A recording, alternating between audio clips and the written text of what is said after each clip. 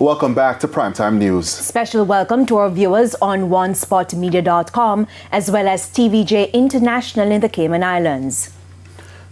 A reduction in serious crimes, but an increase in violence. It's a conflict Prime Minister Andrew Holness says he plans to resolve by including faith-based and other civil organizations in a national peace plan. The revelation came on Wednesday at the National Day of Prayer held at the Portmore-based Power of Faith Ministries. Krista Campbell reports.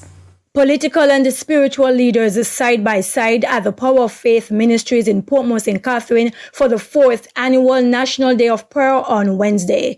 Under the theme, Restoring the Heart of Our Nation as One Family, Prime Minister Andrew Holness and Opposition Leader Mark Golding agreed to put politics aside as they work together on addressing the issue of peace in Jamaica. This is what the people of Jamaica want to see. They want to see us coming together in unity so that we can collectively face all the challenges of the nation and overcome them for the benefit of this generation and generations to come.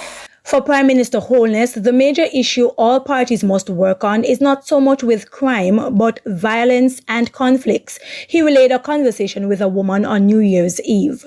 I said to her, you know, this year, serious crimes are the lowest they have been in 22 years. About 4,500 compared to sometimes as high as 9,000 reported serious crimes. And she still said to me, Prime Minister, you need to do something about the crime. He said he found her insistence telling.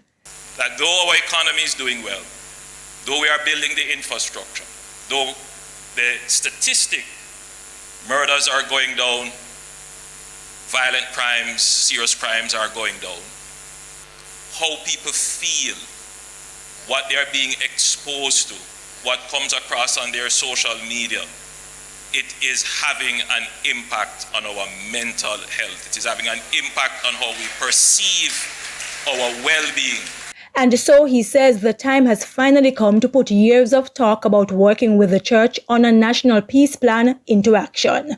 I have received the preliminary results from the National Violence Prevention Commission, and we're going to start working on those to see how we can incorporate, not to the exclusion of anybody, everybody will be involved, and I have to be speaking very carefully because I don't want anybody to feel they'll be left out, but since I'm at the church, which will have many faith-based initiatives to treat with this issue of violence. Krista Campbell, TVJ News.